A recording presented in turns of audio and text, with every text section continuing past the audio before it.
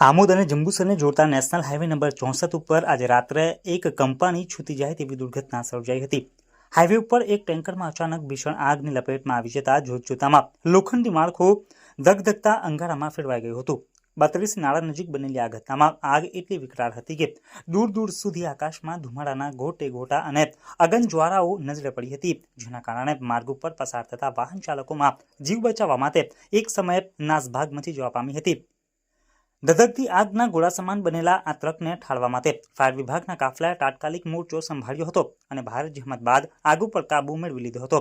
જોકે સદનસીબે આ ભયાનક દુર્ઘટનામાં કોઈ જાનહાનિ નોંધાવા પામી નથી, પરંતુ આગની તીવ્રતા એટલી પ્રચંડ હતી કે લાખોની કિંમતનો આખો ટ્રક બળીને ખાક થઈ ગયો હતો।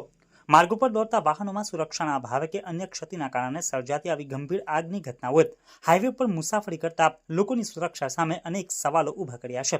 હાલમાં આગ લાગવાના સચોટ કારણો જાણવા માટે તપાસના ચક્રો ગતિમાન કરાયા છે।